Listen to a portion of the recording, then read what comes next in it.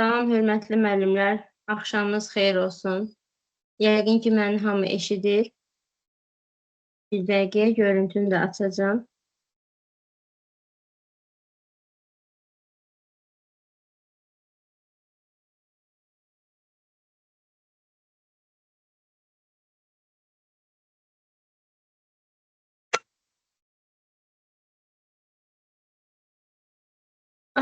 Hər birinizi xoş gördük, əziz müəllimlər. Biz bugün ödənişsiz təlimimizə artıq başlayırıq. Deməli, bir ay ərzində biz hər həftənin birinci günü axşam saat 8-də sizinlə görüşəcəyik. Həm MİQ, həm də sertifikasiya imtahanına lazım olan ən vacib mövzular hansılardırsa, həmin mövzulara çalışacağam ki, toxunum. Həmçinin elə bir mövzular olsun ki, biz onun tətbiqinə daha çox vaxt ayırırıq, belə deyək ki, həmin mövzuları biz daha çox tətbiq edirik. Həmin mövzular ətrafında sizlərə çalışacağam ki, bir ay boyunca izah verim. Həmçinin mənimlə yanaşı digər təlimçimiz Təranə müəllimə də ikinci gün axşam saat 8-də sizə ödənişsiz təlim keçəcək. Həmçinin hər biriniz öz fənniniz üzrə də keçirilən ödənişsiz təlimlərdən yararlana bilərsiniz. İxtisasınız üzrə müvafiq qruplarda varsınızsa, həmin qruplara link göndəriləndə həmin link vasitəsilə siz bu təlimlərdən yararlana bilərsiniz. Bu təlimlər ərzində hansı mövzularda çətinliyiniz olacaqsa, həmin mövzuları mənə qrupda və yaxud da şəxsidə qeyd etməklə sualınızı verə bilərsiniz. Çalışaram ki, təlimlərimizdə həmin mövzulara xüsusilə də toxunum. Bugün mən sizə müəllimlərə ən çətin gələn mövzulardan olan məzmun xətti, məzmun standartı, əsas standart, alt standart bu mövzunun izahını verəcəm. Bu mövzunu açığı deyim ki, müəllimlərimiz heç sevmirlər. Yəqin ki, sizlərdə də vəziyyət belədir.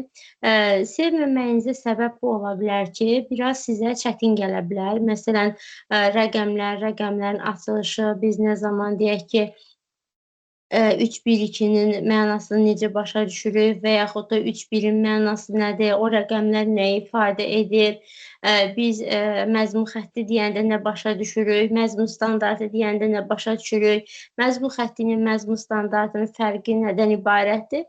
Bu kimi anlayışların mən sizə izahını verəcəm. Qeyd edim ki, mən bugün sizə izahını verdiyim mövzu müsahibə mərhələsi üçün də ən vacib mövzulardan biridir. Test mərhələsində test olaraq qarşınıza çıxa bilir. Müsahibə mərhələsində isə sizin yazdığınız plan əsasında sizə sual ünvanlana bilər, yazdığınız standartdan, məqsəddən, həmçinin sadəcə olaraq izah etməyinizi istəyə bilərlər. Ən məşhur suallardandır. Müsahibə mərhələsində deyirlər müəllimə ki, məzmun xətti nədir? Fənninizin məzmun xəttini bizə deyin. Sonra məzmun standartı nədir və s. Yəni bu kimi suallar çox ünvanlanır. Ona görə də belə deyim, məşhur bir mövzu seçdim ki, sizlər üçün faydalı olsun. Gəlin başlayaq müəllimlər. Ümumiyyətcə bu dediyim anlayışlar, terminlər kurikuluma aid olan terminlərdir. Biz bu mövzunu Time 2026 vəsaitində kurikuluma aid olan terminlərin təsviri həmin mövzunun içərisində tapa bilərik. Birazdan ekran paylaşımı edəcəm, göstərəcəm sizlərə. Həmçinin özümün əlavə qeydlərim var. Həmin qeydləri də sizlərə göndərəcəm. Dərsdən sonra sizlər üçün faydalı olsun. Biz burada kurikuluma aid olan terminlərin təsvirində hansı terminlərdən danışacağıq, onları qeyd edim sizə. Təlim nəticələrindən danışmalıyıq. Təlim nəticələri deyəndə bir var ki, ümumi təlim nəticələri, bir də var ki, müəllimlər, dərsin təlim nəticələri. Bunlar fərqli anlayışlardır. Fərqli anlayışlar nəyə görə deyirik? Dərsin təlim nəticəsi bizim dərsimizdə, yəni 1:45 dəqiqənin sonunda çatacağımız nəticəni göstərir. Yəni, biz dərsin əvvəlində qarşımıza məqsəd qoyuruq, dərsimizin təlim nəticəsini müəyyən edirik və dərs boyunca prosesi elə tənzimləyirik ki, biz dərsin sonunda şagirdlərimizi məqsədə çatdırmış oluruq. Yəni, təlim nəticəsini reallaşdırmış oluruq, şagirdlərimizi o təlim nəticəsinə çatdırmış oluruq. Dərsin təlim nəticəsi ilə dərsin məqsədini eyni başa düşə bilərsiniz. Amma təlim nəticəsi ilə ümumi təlim nəticəsini eyni başa düşə bilməzsiniz. Çünki ümumi təlim nəticəsi biraz daha geniş anlayışdır. Biz burada daha geniş danışıb onu bir neçə növlərə ayırmalıyıq və mən bu növlərə ayıranda düşünürəm ki, sizin üçün daha aydın olacaq, daha anlaşılır olacaq. Məsələn, biz deyə bilərik ki, təhsil səviyyələri üzrə təlim nəticələri. Təhsil səviyyələri deyəndə ağlımıza nə gəlir? Məsələn, bizim əsas təhsil səviyyələrimiz ibtidai təhsildir, ümumi ortadır, yəni 1-4 ibtidai, 5-9 ümumi, 10-11 də tam orta. Yəni, ibtidai təhsil səviyyəsinin sonunda şagirdin əldə edəcəyi nəticə, ümumi orta təhsil səviyyəsinin sonunda əldə edəcəyi nəticə, tam orta təhsil səviyyəsinin sonunda əldə edəcəyi nəticə. Bunlar başa düşülür. Yəni, səviyyənin sonunda əldə olunacaq nəticə nəzərdə tutula bilər. Məzmun xəttləri üzrə təlim nəticəsi. Məzmun xəttləri mən sizə indi birazdan geniş detallı izah verəcəm. Məzmun xəttləri üzrə təlim nəticəsi nədir? Hər məzmun xətti üzrə əldə olunacaq nəticəni ifadə edir. Bilirsiniz ki, hər fənnin özünün məzmun xətti var və dəyişməzdir. Yəni, Azərbaycan dili müəllimi öz məzmun xəttini, riyaziyyat müəllimi öz məzmun xəttini, yəni hər fən müəllimi öz məzmun xəttini əzbər bilməlidir və həmin məzmun xəttlər üzrə şagirdlərin sonunda əldə olunacaq nəticələrini bilməlidir və biz bunu məzmun xəttləri üzrə ümumi təlim nəticələrini ifadə edirik. Bir də müəllimlər, sinifin sonu üçün təlim nəticələri ola bilər. Sinifin sonu üçün təlim nəticəsi deyəndə nə başa düşürük? Məsələn, 5-ci sinifin sonunda şagirdin əldə edəcəyi nəticə, 6-cı sinifin sonunda əldə edəcəyi nəticə. Biz hər şagirdlərimizə bilirsiniz ki, eyni şeyləri keçmirik. Məsələn, ildən ilə mövzularımız daha da dərinləşir, mürəkkəbləşir, şagirdlərimizə daha çox şeylər öyrətməyə çalışırıq. Biz bunu standartın funksiyasında da demişik ki, alt standart daima dəyişir. Dəyişmə səbəbi də odur ki, inkişaf etməlidir. Və biz bunu burada da qeyd edirik ki, yəni alt standart davamlı dəyişirsə, inkişaf tələb olunursa, biz onda sinifin sonu üçün təlim nəticələrini də fərqli ifadə etməliyik. Yəni, 5-ci sinifin sonunda əldə olunan nəticə təbii ki, 6-cı sinifin sonunda əldə olunacaq nəticə ilə eyni ola bilməz. Düşünürəm ki, bu dediyim hissələr sizin üçün aydındır. Yəni, nə demək istədiyimi siz başa düşdünüz. Yəni, müəllimlər, təlim nəticəsi deyəndə sonda əldə olunan nəticə üçün bizim əvvəlcədən hazırlıq görməyimiz, əvvəlcədən planlaşdırma etməyimizdir. Biz bunu nəticə yönümlü prinsipində də qeyd edə bilərik. Kurikulumun prinsiplərindən biri bilirsiniz ki, nəticə yönümlüdür. Sonda əldə olunacaq nəticə üçün əvvəlcədən bizim hazırlaşmağımızdır. Məsələn, siz gündəlik dərsin planını hazırlayırsınız. Nə üçün hazırlayırsınız? Gündəlik dərsin sonunda əldə olunacaq nəticəni əvvəlcədən planlaşdırırsınız. Məsələn, adi illik planlaşdırmada da ilin sonunda əldə olunacaq nəticəni ilin əvvəlindən planlaşdırırsınız. İl ərzində keçəcəyiniz mövzuları, ardıcıllığı, aparacağınız qiymətləndirməli və s. hamısını əvvəlcədən planlaşdırırsınız. Yəni, sondakı nəticəni əvvəlcədən planlaşdırırsınız. Lap öz dərsimiz üzərindən bir nümunə gətirin müəllimlər. Bax, məsələn, indi isti yay günüdür. Hər biriniz istirahət edə bilərsiniz, hər birinizin müəyyən işləri var. Amma siz düşünürsünüz ki, məsələn, bugün bir saatda olsa, məsələn, Pünhani müəlliməni dinləməkdə fayda var. Yəqin ki, nə də olsa az bir şey dinləyərəm, öyrənərəm, nəsə mənim üçün aydın olar. Siz bunu nə üçün edirsiniz? Çünki siz düşünürsünüz ki, nəsə öyrənə bilərsiniz, gələn sizin imtahanınız ola bilər. Yəni ki, bunun sizin üçün faydası ola bilər. Yəni, siz sondakı nəticə üçün, deyək ki, bir il sonraki nəticə üçün siz indidən artıq planlaşma etməyə çalışırsınız, nəsə bir addım atırsınız. Yəni, burada bizim təlim nəticələrindən danışanda da mahiyyət budur. Yəni, sondakı nəticə üçün bizim əvvəlcədən hazırlıq görməyimizdir. Gəlirik mənlər nəyə? Məzmun xəttinə. Ekran paylaşımı edəcəm, amma ilk öncə istəyirəm ki, özüm bir ümumi məlumat verim, sizdə müəyyən bir fikir formalaşsın, ondan sonra PDF üzərindən də izah verəcəm. Məzmun xəttinin tərifini sizə deməyəcəm. Onsuz da kitabda var və açıq o tərifi də heç kəs demir, əzbər olaraq yadda saxlaya da bilmir. Sizə belə bir söz deyim. Məzmun xətti hər bir fənnin şagirdlərdə formalaşdıracağı bacarıqları müəyyən edir. Yəni, siz hansı fənn müəllimisinizsə, öz fənninizi düşünün. Sizin fənniniz şagirdlərdə hansısa bacarıqlar formalaşdırır. Məsələn, deyək ki, ingilis dil müəllimi, ingilis dili üzrə 4 məzmun xətti var. Dinləyib anlama, danışma, həmçinin Azərbaycan dilindədir, rus dilindədir. Ümumiyyətlə, xarici dillərin hər birində də bu belədir. Yazı, məsələn, dövlət dili Azərbaycan dili olanda orada dil qaydaları da var. Yəni, bir sözlə, hansı məzmun xəttləri varsa, həmin məzmun xəttləri üzrə müəllim şagirdlərdə bacarıqlar formalaşdırır. Məsələn, deyək ki, müəllim şagirdlərə mətn dinlədir. Dinlədikləri mətn əsasında da müəllim şagirdlərin hansısa bir tapşırığı yazmasını, esse yazmasını deyək ki, istəyir.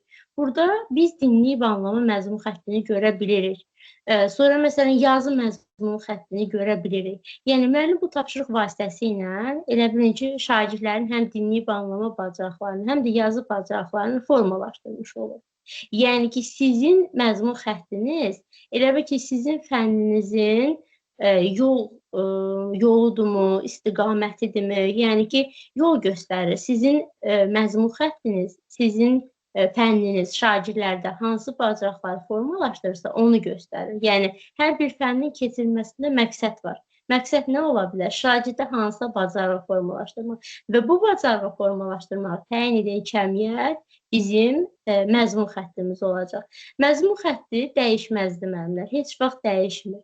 Amma müəyyən istisna var ki, mən onu sizə deməliyəm. Bilirsiniz ki, müxtəlif fənlər üzrə dərsliklərdə dəyişikliklər olur və dərsliklərin dəyişməsi ilə əlaqədar olaraq dövlət tərəfindən məzmun xəttlərinə əlavələr oluna bildi, dəyişikliklər oluna bildi. Məsələn, keçən fizika fənnində, kimya fənnində, biologiya səhv etməmsə, coğrafiyada oldu. Bir neçə fənlərdə məzmun xəttlərində müəyyən dəyişikliklər oldu. Bu dəyişikliklərin olması o demək deyil ki, biz testdə suala rast gələndə məzmun xətti dəyişir deyəndə biz onu doğru götürək. Xeyr, biz məzmun xəttinin heç vaxt dəyişmədiyini doğru olaraq seçməliyik. O sadəcə istisna bir haldır, onu bir kənara qoyursunuz, onu dövlət özü dəyişir və bizi hazır formada təqdim edir. Biz sadəcə olaraq məzmun xəttimizin nə olduğunu bilirik və onun uyğunda müəyyən addımlar atırıq.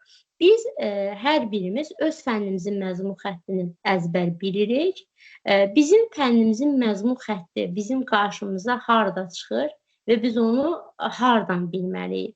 Məsələn, çox güman ki, böyük bir qisminiz məktəbdə dərs keçən, yəni artıq çalışan müəllimlərsiniz.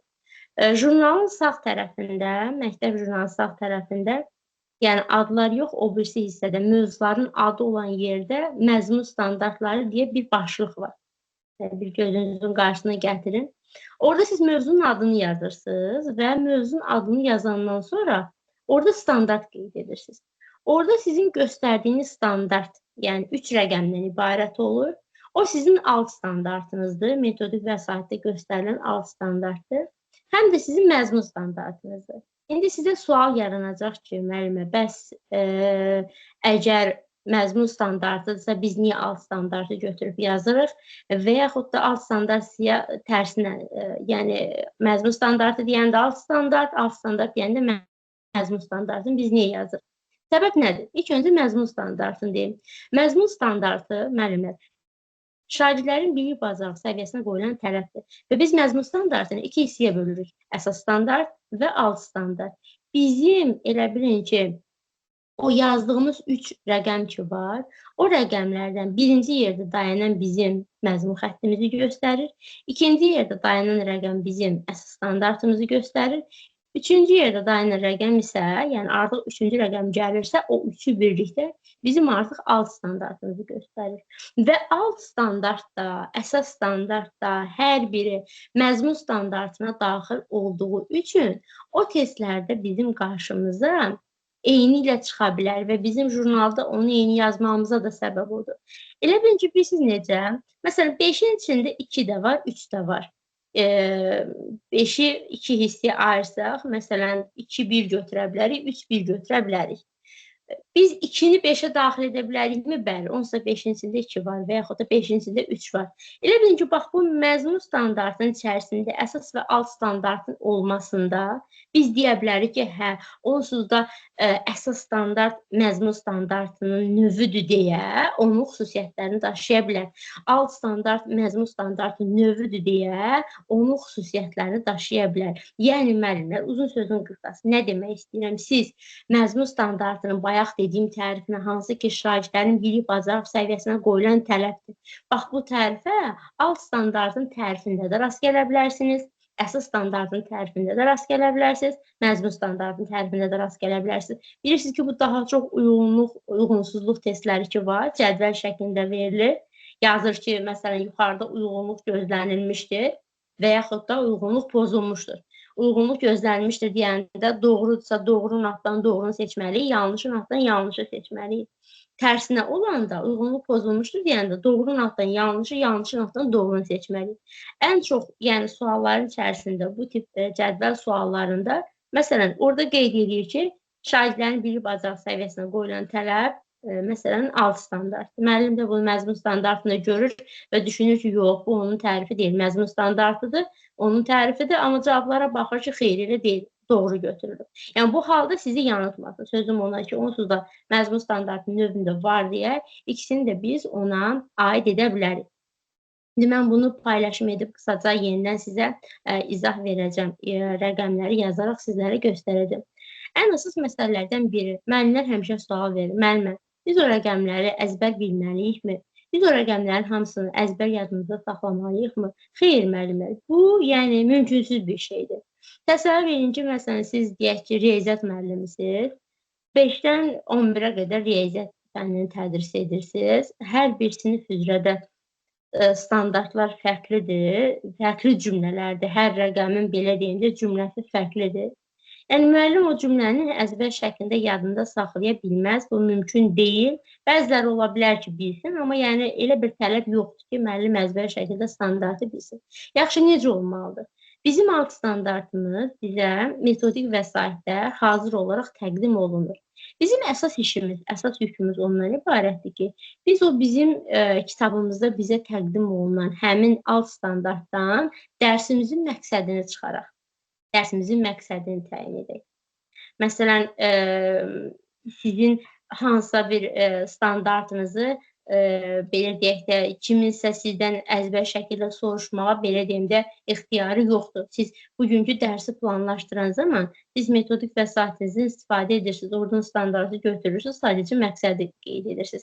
Məqsədi bəli, əzbər deməlisiniz, bilməlisiniz, məqsəd üzrə necə bir planlaşdırma etməlisiniz, bunu da bilməlisiniz, amma standartı əzbər bilməyə, mütləq şəkildə yadda saxlamağa ehtiyac yoxdur. Və o rəqəmlərin dəyişməsi, yəni alt standart bilirsiniz ki, həmişə dəyişir. Biz deyirik ki, məzmun xətti heç vaxt dəyişmir. Əsas standart bəzən dəyişir. Hansı ki, ehtiyac olanda, şagirdlərin nəticəsi yaxşı olanda, məsələn, qiymətləndirmə ki, aparırlar məktəblərdə, milli qiymətləndirmə aparılır, məsələn, nəticələr yaxşı olur, dəyişiklik edirlər əsas standartda. Sonra alt standartda həmişə dəyişir. İndi bir anlıq düşünək, alt standart həmişə dəyişir deyirik və testdə də bunu doğru götürürük. Bəs alt standartı dəyişən müəllimdirmi? Xeyr.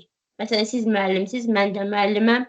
Biz alt standartı dəyişə bilirikmi? Xeyr. Məsələn, 3-1-2-dəki açıqlamanı götürüb başqa cür yaza bilərikmi? Xeyr. Bunun ixtiyarımız yoxdur. Və testlərdə də müəllimi yanıltmaq üçün necə verilir müəllimlər? Məsələn, yazır ki, müəllim yazıq öyrənib ki, alt standart dəyişir. Cümləni də belə yazır orada ki, müəllim ehtiyac yarandıqca və yaxud da sinifdən sinifə keçdikcə alt standartı dəyişə bilər. Müəllim də alt standartın dəyişməsi sözündən irəli gedərək düşünür ki, fikir doğrudur.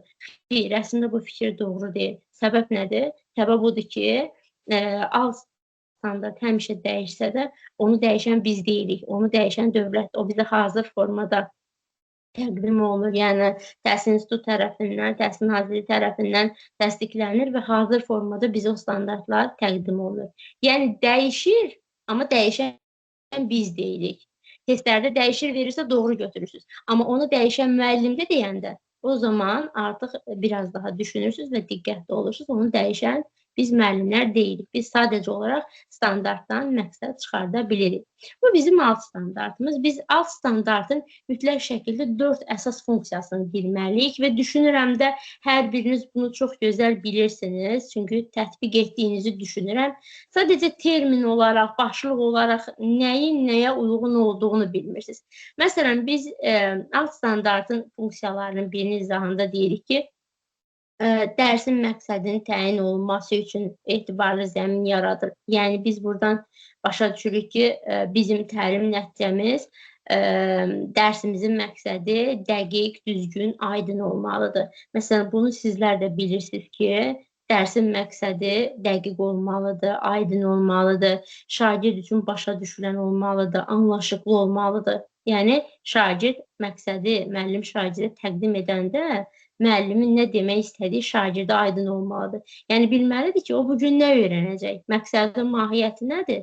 Məqsədin mahiyyəti odur ki, mən bu gün dərsdən nə öyrənəcəm? Mənim əldə edəcəyim biliklər hansılar olacaq?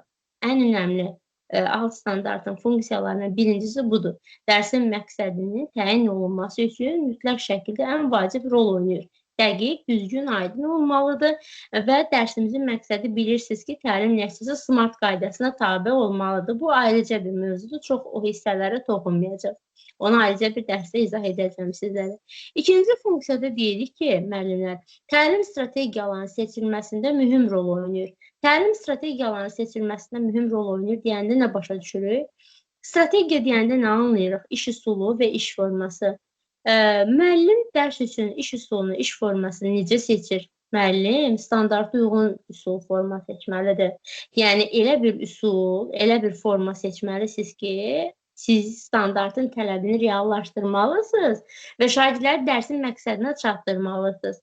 Üsul forma deyəndə nə başa düşürük? Forma bilirsiniz ki, 4 cürdür: fərdi, cütlər, qrup və bütün siniflə iş. Amma iş üsulu çoxdur. Nə qədər desəniz sadalamaq olar. Beyin həmləsi, Venn diaqramı, məsələn, Bloom kubu, klaster anlayışın çıxarması, Think-Venn, müzakirə xəritəsi, proqnozlaşdırma və s. Nə qədər desəniz bunu sadalamaq olar. Yəni biz indi o üsulları seçən zaman, o formanı seçən zaman nəyə diqqət yetirməliyik? Diqqət yetirməliyik ki, bizim standartımıza uyğundurmu? Bizim standartımızı tələbini reallaşdıracaqmı? Yəni biraz da açıqlayım müəllimlər. Məsələn, mən bugün şagirdlərə deyək ki, nə isə öyrətmək istəyirəm. Mövzun hansısa bir deyək ki, kəmiyyətləri müqayisə etməkdir, o kəmiyyətlərin mahiyyətini şagirdlərə öyrətməkdir. Belə bir deyək ki, qarşınıza qoyduğunuz məqsəd var. İndi bunu sırf ümumi olaraq deyirəm, hər bir fənn üzrə açıqlamırıq. Məsələn, siz elə bir üsul seçməlisiniz ki, o üsul vasitəsilə şagirdlər anlayışları bir-birinə fərqləndirə bilsin, oxşar və fərqli cəhətlərini müəyyənləşdirə bilsin. Yəni bu zaman sizə hansı üsul köməyə gələ bilər? Venn diaqramı, məsələn, ən çox istifadə olunan üsullardan biri. Yəni ki, sizin qarşıya qoyacağınız məqsəd üçün atacağınız addımlarda seçəcəyiniz üsullar və formalar dəqiq olmalıdır. Məsələn, müsahibə mərhələsində bilirsiniz ki, müəllimlərə 5 istiqamət təqdim olunur. Müəllim 5 mövzu hazırlayıb gedir. Orada müəllim dərsi danışanda, planı danışanda deyir ki, məsələn, cütlərlə iş formasından istifadə edərək şagirdləri cütlərə ayırıram, onlara tapşırıq verirəm və s. O zaman müsahibə götürən şəxs belə sual verir. Niyə cütlərlə iş formasından istifadə etdiniz? Müəllim o an düşünür ki, yəqin səhv dedim, görürsən səhv planlaşdırma etmişəm. Əslində mahiyyət bu deyil. Əslində o sualı verən şəxs müəllimin cütlərlə iş formasının mahiyyətini bildiyini, onun şagirdlərdə hansı bacarıqlar formalaşdırdığını belə deyək, üzə çıxarmaq istəyir ki, görün müəllim deyəcəyimi ki, mən deyək ki, bu cütlərlə iş forması ilə mən şagirdlərimin əməkdaşlıq bacarıqlarını, ünsiyyət bacarıqlarını inkişaf etdirmək istəyirəm və s. Yəni ki, bu da yenə gəlib, bir ucu hara toxunacaq, yenə gəlib standarta toxunacaq. Ona görə də elə bilin ki, müəllimlər, bizim əslində mövzularımız necədir? Kurikulumda elə bil ki, o necə idrak taksonomiyasını deyirik, 6 mərhələ bir-birinə sıx bağlıdır, iyerarxiya təşkil edir. Elə bilin ki, kurikulumda bu mövzularımız da hamısı bir-birinə sıx bağlıdır. Məsələn, birindən danışıram, bir də görürəm ki, artıq kesit etmişəm o birinə. Yəni, biraz əlaqələndirəndə artıq başqa mövzuya gedib çıxa bilirik. Bizim deməli alt standartımızın 3-cü funksiyası da odur ki, təlimdə inteqrativliyi təmin edir. İnteqrativliyi təmin edəndə biz o dəqiqə danışmalıyıq. Nədən? İnteqrasiyadan, inteqrasiyanın növlərindən. Biz burada fəndaxili, fənlər arası və fənüstü inteqrasiyadan danışmalıyıq. Fəndaxili inteqrasiyanı da biz yenidən iki növə ayırırıq. Şaquli və üfüqi inteqrasiya. Şaquli inteqrasiya standartın siniflər arasındakı əlaqəsidir. Məsələn, 7-ci sinifdə keçdiyiniz hər hansısa bir mövzunu 8-ci sinifdə biraz daha geniş formada keçəcəksiniz. Bu 7 və 8-ci siniflər arasındakı əlaqə oldu. Bunu yadda saxlamaq üçün müəllimlərə deyirəm ki, ş-sı cinitli qarşılığını, kar qarşılığından istifadə edin. Yəni, şaquli sinifdən sinifə. Bunu yadda saxlayırsınız. Üfüqi məzmun xəttləri arasındakı əlaqədir. Yəni, hər bir fənnin dedik ki, məzmun xəttləri var. Hər bir fənnin məzmun xəttləri arasında əlaqə yaratmaq mümkündür. Bax, bu əlaqə üfüqi inteqrasiyaya uyğundur və üfüqi inteqrasiya müəllimlər bir sinifin daxilində olur. Yəni, siniflər arasında olanda şaquli inteqrasiyadır. Bir sinifin daxilində olanda artıq o üfüqi inteqrasiyadır. Biraz daha sadə ifadə etsək, üfüqi inteqrasiyanı bir sinifin daxilində fərqli mövzular arasındakı əlaqə kimi də başa düşə bilərsiniz. Bir də bayaq bir nümunə dedim sizə, əgər yadınızda qaldısa ki, məsələn, müəllim şagirdlərə mətn dinlədir və onun əsasında yazı yazmasını, esse yazmasını istəyir. Burada məsələn, dinləyib anlama ilə yazı məzmun xəttləri arasındakı əlaqə oldu. Fərqli məzmun xəttləri arasındakı əlaqəni yaratdıqsa, artıq bu üfüqi inteqrasiyaya aid olacaq. Fənlər arası inteqrasiyanı düşünürəm ki, hər biriniz adından bəllidir deyə daha rahat tapa bilirsiniz. Bir fənnin digər fənlərlə əlaqəsini, inteqrasiyasını müəyyən edir. Məsələn, deyək ki, müəllim tarix fənnini coğrafiya ilə əlaqələndirir, coğrafiyanı biologiya ilə, fizika ilə əlaqələndirir. Yəni, fənlər arası keçid edir. Bu fənlər arası inteqrasiyadır. Fənn üstü inteqrasiya isə fənnin həyatla əlaqəsidir. Fənn üstü inteqrasiyanı son 2 ildə çox qarışıq ediblər müəllimlər. Yəqin ki, əgər prosesləri izləyirsinizsə, imtahanda düşən suallar üzərində bir düşünürsünüzsə, diqqət yetirə bilərsiniz. Məsələn, biz əvvəl sualda həyatla əlaqəli bir situasiya görən kimi o dəqiqə rahatlıqla fənn üstü inteqrasiya götürə bilirdik.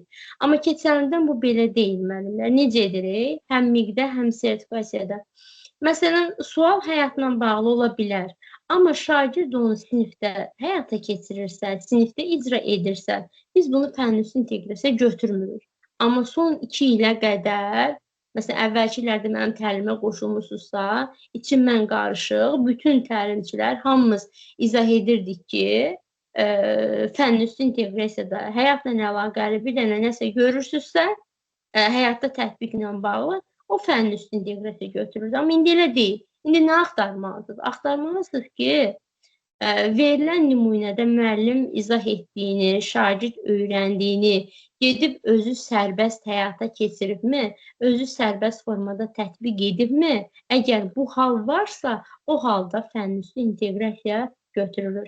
Çalışacağım növbəti həftələrdə keçəcəyimiz təlimlərdə, bəzi təlimlərdə, məsələn, hansı mövzular ki, izah edəcəm, həmin mövzulara aid testlər seçəcəm, həmin testlərin üzərindən sizlərə nümunə verəcəm. O zaman düşünürəm ki, daha aydın olacaq. Axırıncı funksiyada isə müəllimlər üçünü dedik. Hansılar oldu? Bir geri qayda xatırlatma edək. Birincisində standartın funksiyasında təlim məqsədlərinin dəqiq müəyyən olması üçün etibarlı zəmin yaradır. Yəni, dərsin məqsədini dəqiq təyin edirik. İkinci, strategiyanın seçilməsində mühüm rol oynayır. Yəni, iş üsulunu, iş formasını düzgün seçirik. İnteqrativliyi təmin edir. Üçüncü funksiya, hansı ki, inteqrasiyadan danışdıq. Dördüncü funksiyada isə təlimin məzmununun davamlı inkişafını təmin edir. Davamlı inkişaf deyəndə nə başa düşürük?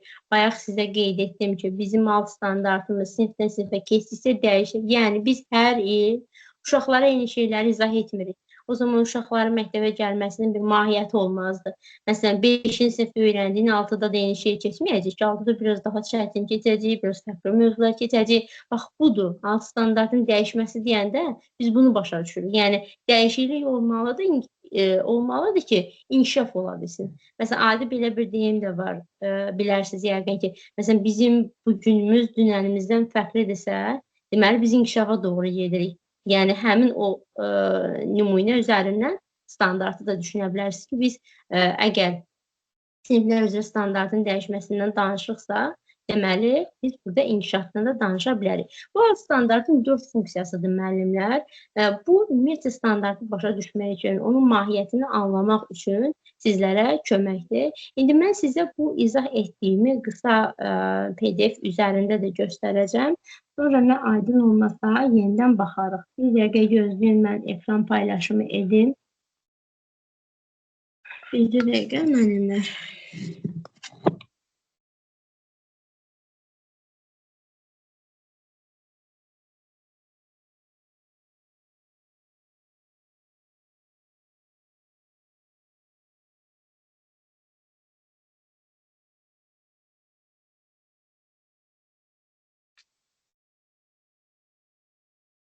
Yəqin ki, ekran görünəcək sizdə.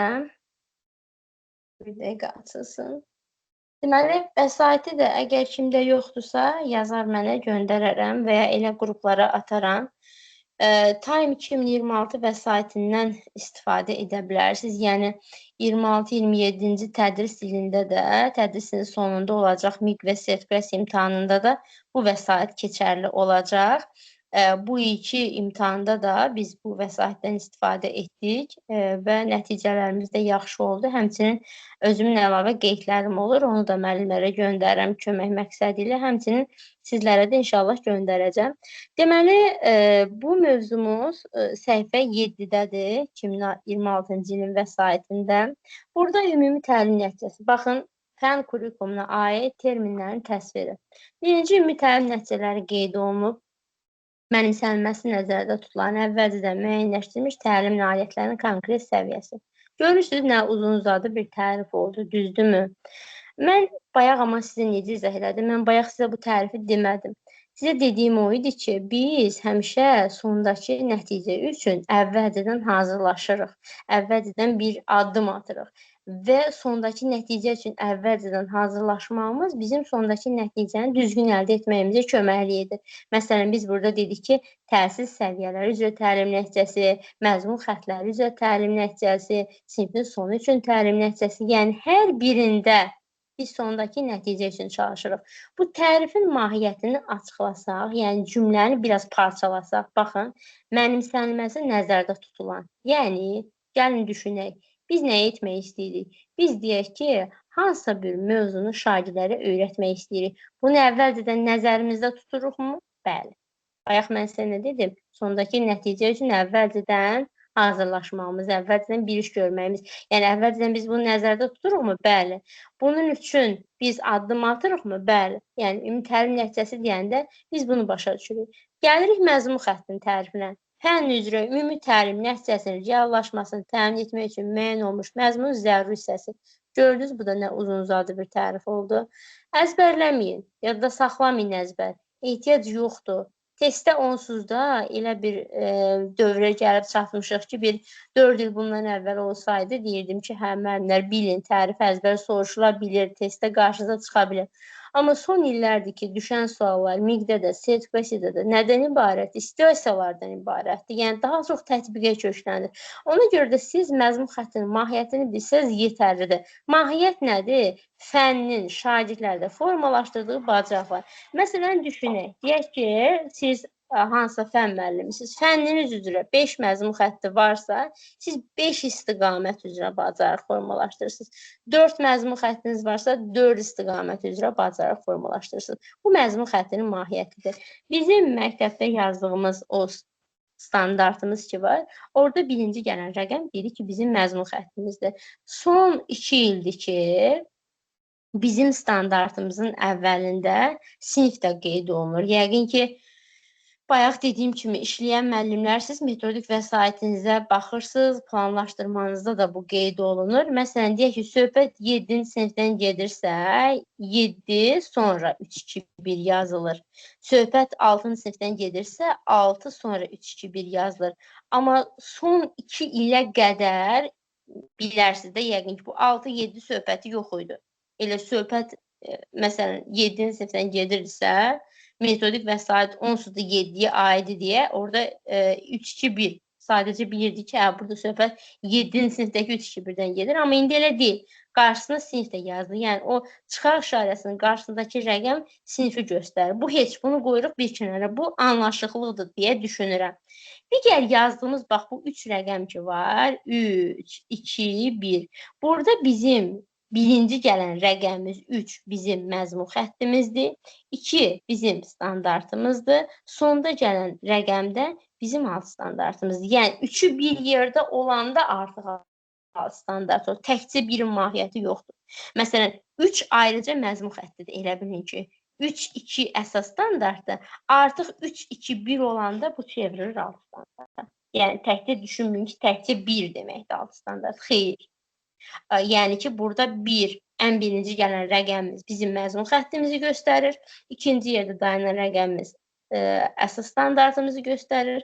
Üçüncü yerdə dayanan rəqəmimiz də bizim alt standartımızı, məzmun standartımızı göstərir. Yaxşı, biz bunun mövzu ilə necə başa düşə bilərik? Nəyə görə biz, məsələn, ürəyimiz istəyən mövzuya, ürəyimiz istəyən rəqəmləri yaza bilərikmi? Məsələn, bəzən deyək ki, jurnalı yoxlayıram. Jurnalı yoxlayanda baxıram ki, əgər fənnin məzmun xəttini bilirəmsə, baxıram ki, müəllim tamam əlaqəsiz bir standart yazıb.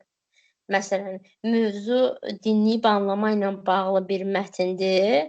Orada müəllim deyək ki, dərsin gedişatında da, məsələn, dərs dinləmədə də görürük ki, sırf dinləyib anlamadan çıxış edərək prosesləri icra edir. Amma müəllim orada məzmun xəttində deyək ki, 4 ilə başlayan məzmun xətti yazır. Məsələn, 4-1-2 yazır. Azərbaycan dilində birinci yerdə dayanan rəqəm 4 bizim yazı məzmun xəttimizdir.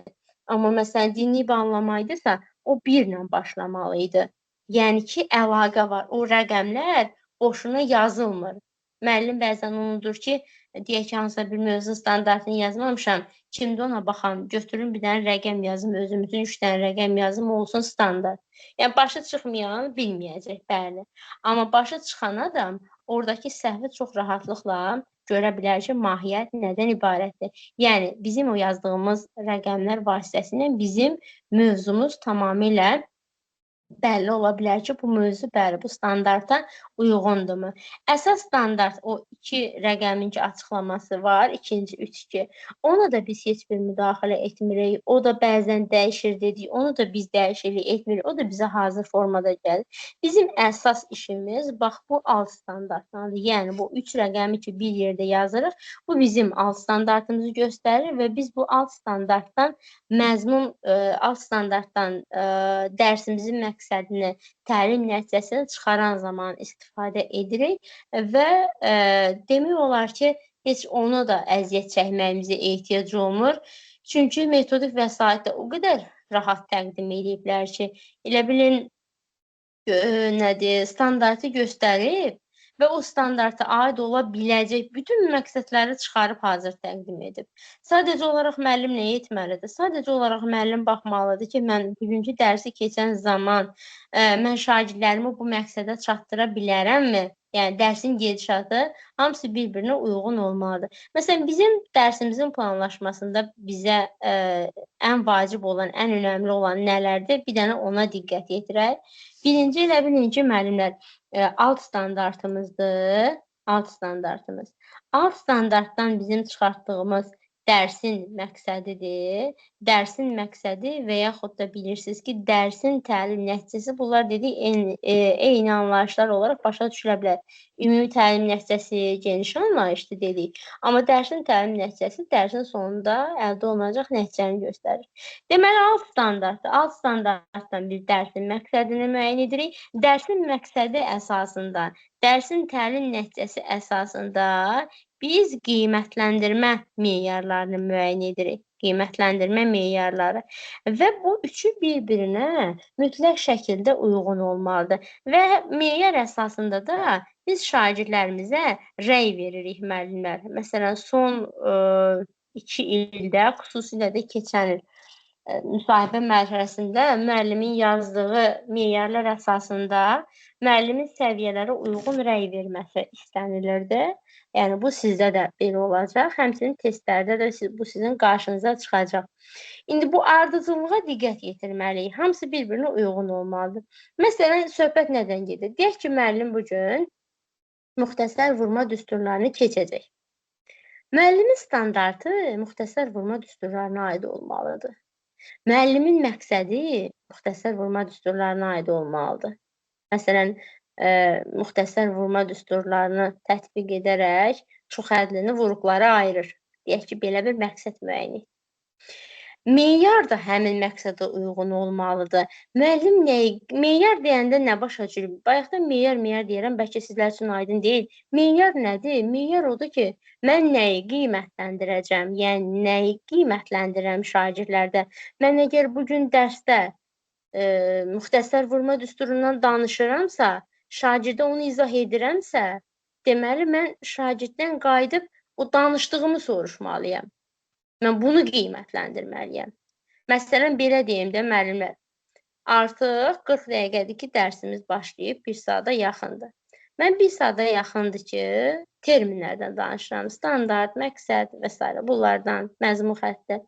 İndi mən səsi açıb deyək ki, sizə sual versəm, gedib nəzəriyyələrdən sual versəm sizə, qiymətləndirməni düzgünmü aparmış olaram? Xeyr, uyğun olmaz da. Çünki mən sizə axı terminləri izah etdim. Mənim məqsədim sizə terminləri öyrətmək idi ki, terminlər barədə məlumatınız olsun, onları bir-birinə fərqləndirəsiniz. Və mən qiymətləndirmə aparanda da onun əsasında qiymətləndirmə aparmalıyam. Yəni, meyarlarım ona uyğun olmalıdır. Yəni, burada da meyarlarımız dediyimiz kimi məqsədə uyğun olmalıdır. Yəni, hamısı bir-birini tamamlamalıdır.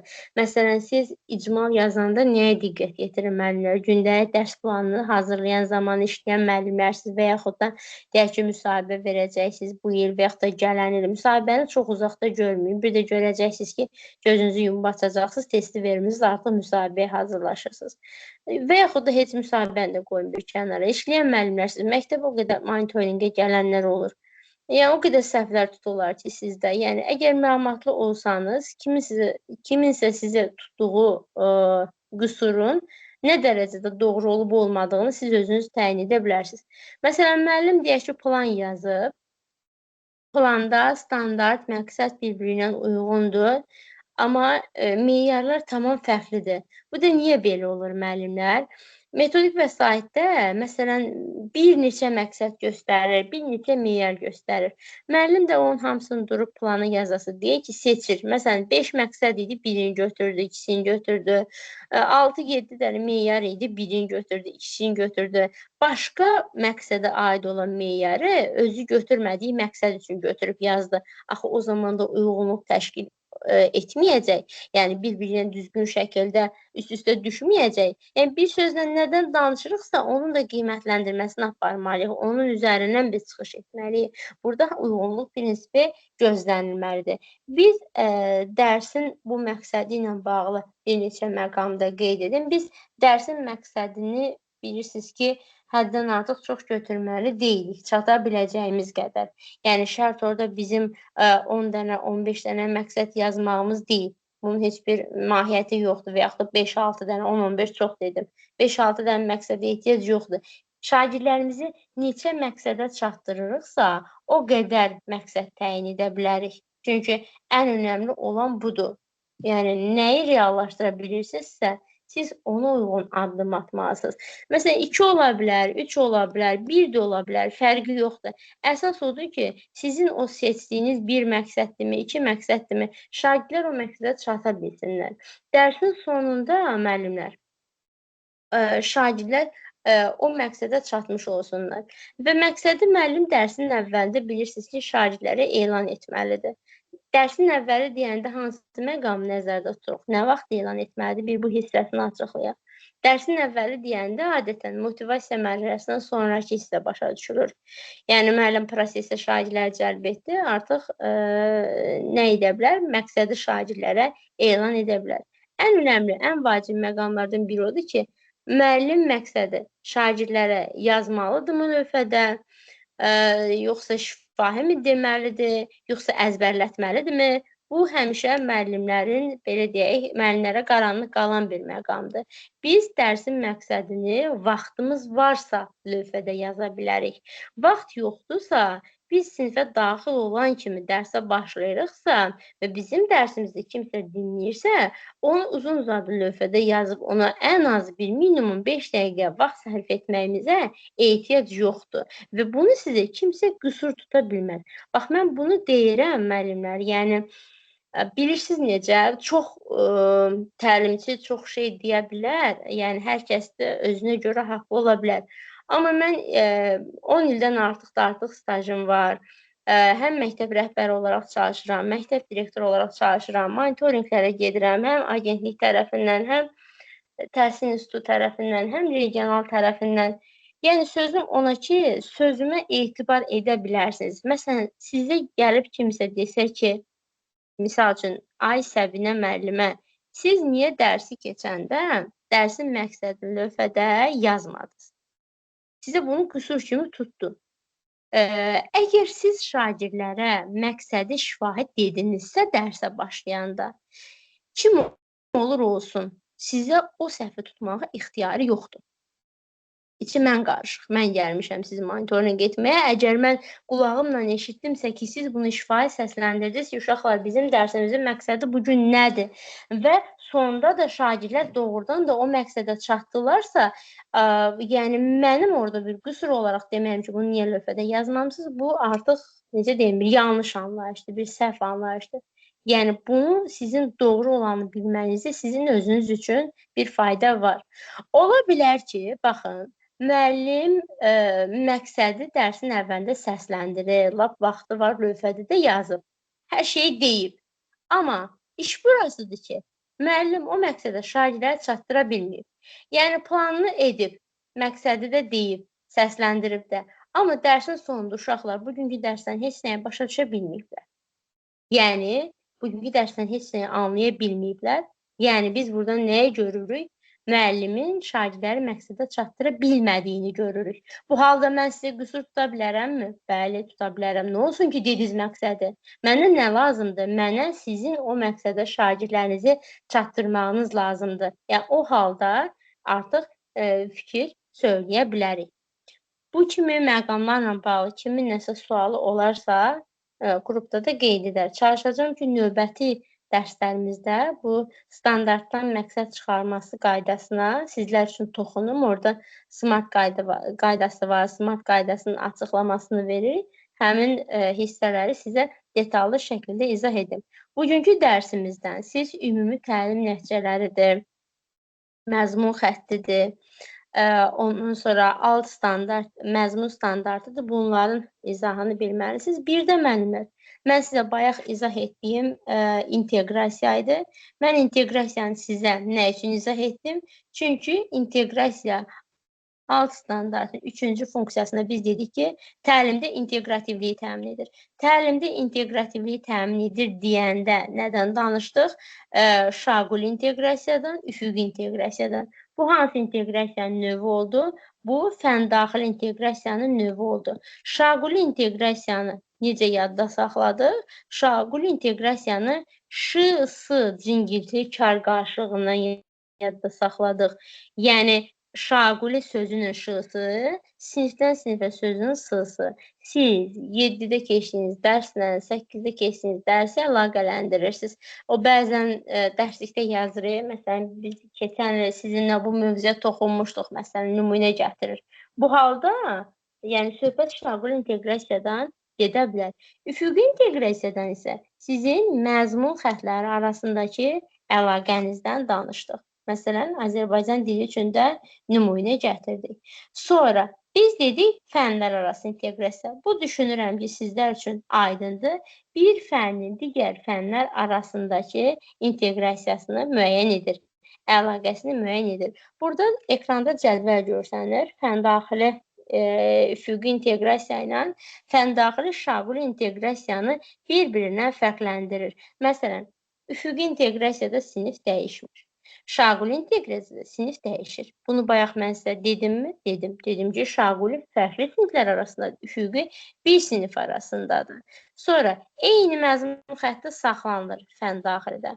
Amma üfüqi inteqrasiyada məzmun xəttlərinin arasında olduğu üçün artıq biz orada bir neçə məzmun xəttinin əlaqəsini görə bilərik. Yəni, burada cədvəl şəklində, daha aydın şəkildə o iki inteqrasiyanı fərqləndirə bilir. Fənn-üstü inteqrasiyada, bayaq dediyim kimi, artıq əvvəlki illərdən fərqli olaraq daha fərqli formada, daha mürəkkəb formada testlərdə qarşımıza çıxır. Fənnin həyatla əlaqəsidir. Şagird məktəbdə öyrəndiyini, məktəbdən kənar fəaliyyətində sərbəst şəkildə icra edə bilirsə, bu fənn-üstü inteqrasiyaya aid olacaq. Yəni, fənn-üstü inteqrasiyada şagird həyatla əlaqəli bacarıqlarını, həyati bacarıqlarını inkişaf etdirmiş olacaq. Bu da bizim fənn-üstü inteqrasiyamızdır. Testlərdə diqqətli olursunuz. Fənn-üstü inteqrasiyada sırf şagirdin sinif daxilində icra etdiyi proseslər yox, sinifdən kənar icra etdiyi prosesləri nəzərdə tutursunuz. Bir də müəllimləri yanıltmaq üçün necə olur? Məsələn, situasiyada təsəvvür edin ki, müəllim şagirdlərə belə bir tapşırıq verib, şagirdlər o tapşırığı icra edir. Burada təsəvvür edin deyirsə, yəni müəllim şagirdlərin sadəcə o sinifdə o prosesi təsəvvür etməsinə şərait yaradır. Uşaqlar onu real olaraq icra etməyiblər. Real olaraq icra etməyəndə, tətbiq etməyəndə biz orada fənn-üstü inteqrasiyadan artıq danışmırıq. Sırf şagirdin artıq həyatda o inteqrasiyanı tətbiq etdiyini görəndə, o bacarığı deyək tətbiq etdiyini görəndə, o halda biz fənn-üstü inteqrasiya düşünə bilirik. Bugünkü mövzumuz, müəllimlər, biraz dərin mövzuydu. Bu mövzunu mən dəfələrlə seçmişəm sizlər üçün. Buna da səbəb dediyim kimi bu mövzunun biraz fərqli olması, müəllimlərə gündəlik olaraq lazım olması, imtahan vermirsiniz, təsəvvür eləyin. Siz məktəbdə plan hazırlayırsınız, jurnala standart yazırsınız, standartınıza uyğun üsul forma seçirsiniz. Yəni, bütün bu prosesləri düzgün şəkildə icra etməyiniz üçün, düzgün şəkildə tətbiq etməyiniz üçün bu dediyim, sadaladığım terminləri və onların mahiyyətini bilməyiniz sizin üçün önəmlidir. Yenə də bu mövzu ilə bağlı kimə nə aydın olmasa, qeyd edərsiniz qrupda, növbəti dəfə həmin nüanslara toxunaram. Qayıdaq indi ekranımıza.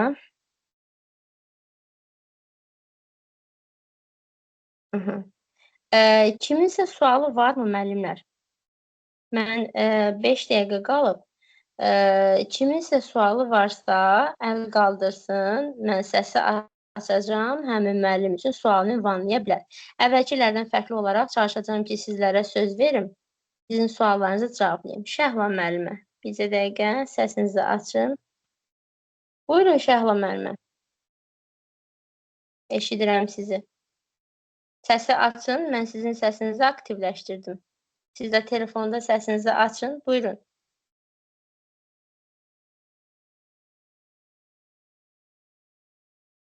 Şəhla müəllimə, əl qaldırdınız, mən sizin səsinizi aktivləşdirdim. Sualınız var? Başqa kiminsə sualı var? Ola bilər müəllimənin əli dəyib. Başqa kiminsə sualı var? Kimsə nəsə demək istəyir? İradə müəllimə.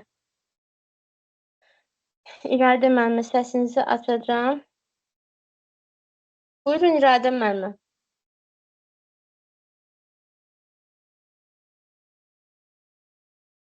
İradə Əliyeva, eşidirəm sizi müəllimə. Səsinizi açın, zəhmət olmasa.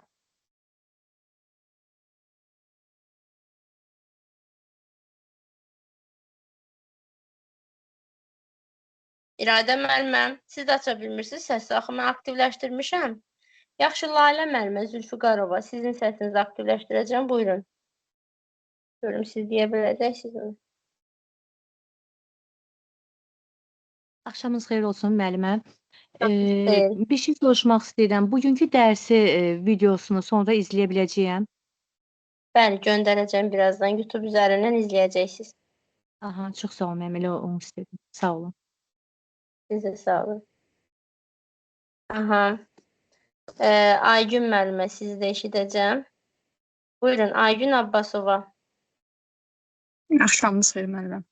Mən də elə Axşamınız xeyir. bayaq dərsə sonlarda qoşuldum üzrlü sayın. Onunla bağlı soruşacaqdım ki, dərsin izahı qalır. O da cavablandırdınız. Çox sağ olun, əziyyət çəkmisiniz. Çox gözəl də izah elədiniz.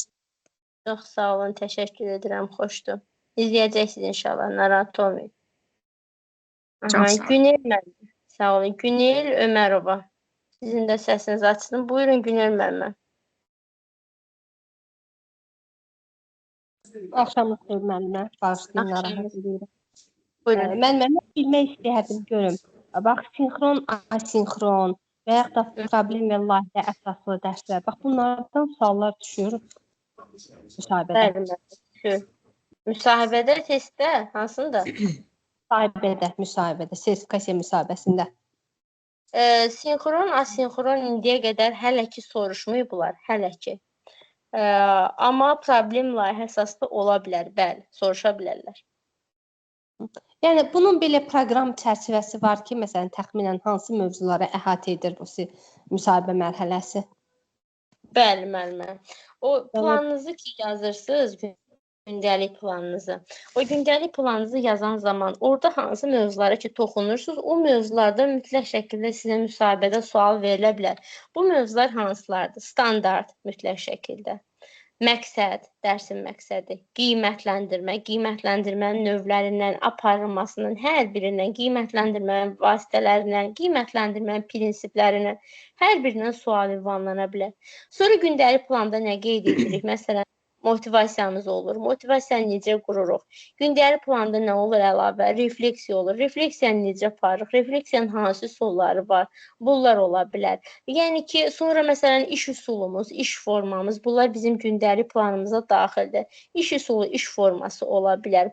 O gündəlik planda nəyə toxunursunuzsa, onlar olacaq. Bir də əlavə olaraq müəllim-şagird münasibətləri, müəllim-valideyn münasibətləri, bir də sinfin idarə olunması. Bu üç mövzu ilə bağlı da situasiya tipli suallar verəcəklər. Falan məqam oldu, nə edərsiniz, necə edərsiniz? Məsələn, dərs zamanı şagird dərsinizi pozur, nə edərsiniz? Buradan sizin idarə etmənizi yoxlamaq istəyirlər. Dərsdə şagird ağladı, dərs izah etdiyiniz yerdə nə edərsiniz? Yəni, bu tipli suallar da həmin o üç mövzu ətrafında fırlanacaq. Müəllim-şagird, müəllim-valideyn münasibətləri, bir də sinfin idarə olması. Hansı mövzuların ki, adlarını çəkdim, həmin mövzularda müsahibə mərhələsi üçün daha çox köklənir. Oldu müəllimə, çox sağ olun. Buyurun. Sonra deməli, Afət Məmmədova, sizin də sualınızı eşidim. Müəllimə, səsinizi açıram. Bir dəqiqə.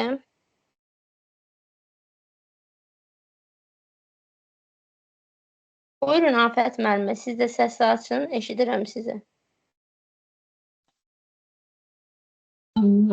Axşamınız xeyir müəllimə, çox sağ olun, təşəkkür edirəm təlimə görə. Müəllimə, sertifikasiya müsahibəsində olacaq suallar üzərində olacaq dərsimiz, yoxsa ancaq kurikulum belə test işləmək üçün? Bu bir ay ərzində olan dərslərdə müəllimə həmişə çalışıram ki, hər iki imtahana lazım olan mövzulardan danışım ki, hər iki imtahana gedən müəllim üçün faydalı olsun. Məsələn, bugün danışdıqlarımın hamısı həm müsahibədədir, həm testdədir. Bundan sonraki mövzularda çalışacağam elə seçim. Eyni zamanda mövzular açıqlansın, Təranə müəllimə ilə bir yerdə təlimimiz olacaq.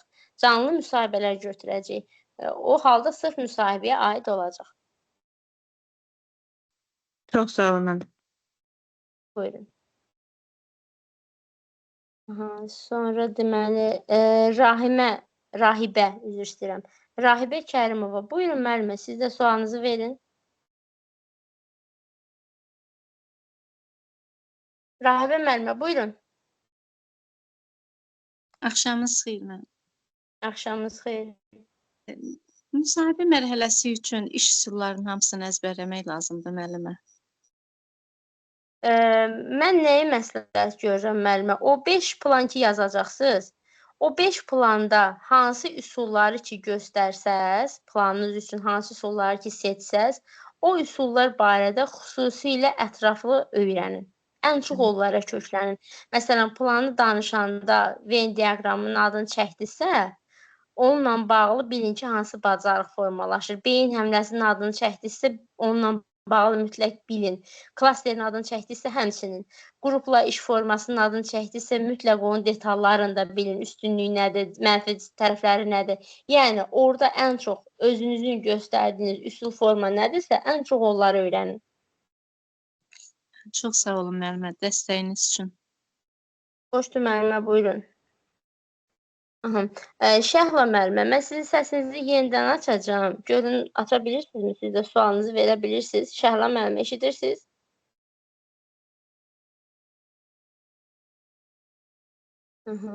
Alınmır, yəqin sizdə. Bir də Zülfiyə müəllimə, siz də eşidək sualınızı, sonra yekunlaşdıraq. Zülfiyə Həsənova, buyurun müəllimə, eşidirəm sualınızı. Axşamınız xeyir Pünhanə müəllimə. Axşamınız xeyir müəllimə.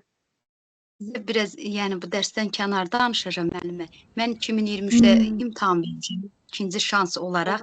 Mənə indi deyirlər ki, siz 2027-də keçəcəksiniz. Yəni bu haqda məlumatınız varmı?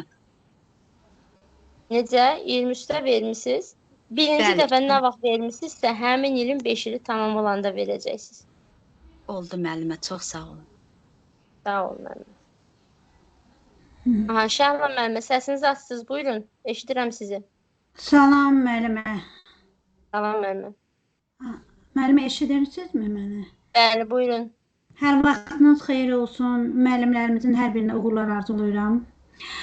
Müəllimə, sizə mənim bir sualım odur ki, bu yaxınlarda eşitdik ki, gələn il sertifikasiya imtahanı fərqli formada keçiriləcək. Bu nə dərəcədə doğrudur? Yəni, müəllimlərin metodik səriştələrini yoxlayacaqlar. Bu doğrudurmu?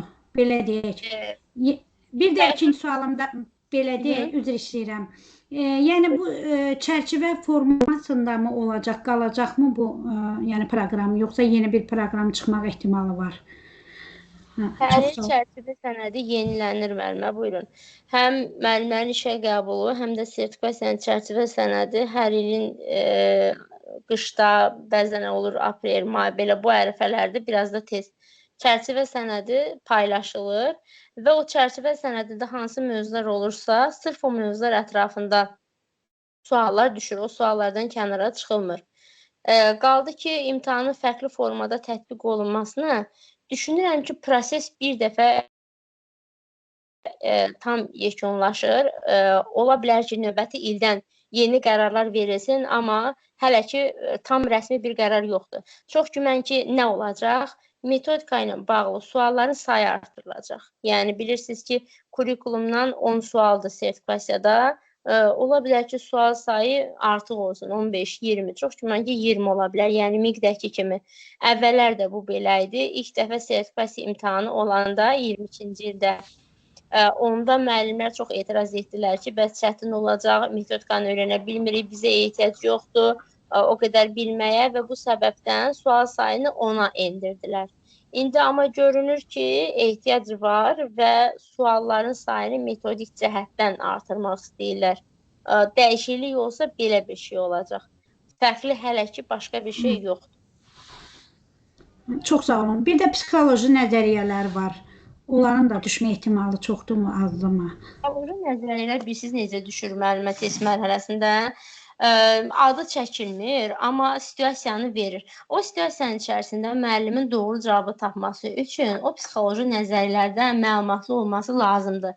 Məsələn, nə deyim sizə? Deyək ki, şagirdlərin bir-birinə olan münasibəti ilə bağlı bir situasiya təqdim olunub. Məsələn, şagird sinif yoldaşını incidir, bullyingə məruz qoyur. Belə bir deyək ki, situasiyadır. İndi qısaca deyirəm. Məsələn, müəllim düzgün cavabı seçə bilər. Variantlar da bilirsiniz ki, bir-birinə çox yaxın olur. Amma variantların birində emosional intellektə və yaxud da mənəvi inkişaf nəzəriyyəsinə, Kohlbergin mənəvi inkişaf nəzəriyyəsinə toxunan hansısa bir cümlə var. Yəni, biz bilirik ki, məsələn, bullying mövzusunu keçəndə biz bilirik ki, müəllim bullyingin qarşısını almaq üçün şagirdlərin emosional intellektini formalaşdırır, mənəvi dəyəri onları aşılayır və əgər cavabda da o nəzəriyyələrə uyğun bir fikirlər varsa, avtomatik olaraq biz ona köklənməliyik. Doğru cavabımız mütləq orada olacaq. Müəllimlər çox ümumi gedirlər. Həmişə imtahana çıxanda deyirlər ki, heç nəzəriyyələrdən bir sual yox idi. Bunda necə düşünürlər? Sırf nəzəriyyənin adı çəkilmədiyinə görə. Məsələn, orada demir ki, deyək ki, Piaget'in zehni inkişaf nəzəriyyəsinə aid olan fikir hansıdır və yaxud da aid olmayan fikir hansıdır? Belə suallar olmur. Situasiyanın içərisində gizlənən məqamlar olur və müəllim o nəzəriyyəni biləndə ona uyğun düzgün yanaşma seçə bilir. Təşəkkür edirəm, çox sağ ol. Aha, bir nəfər də Əli müəllim. Bir dəqiqə.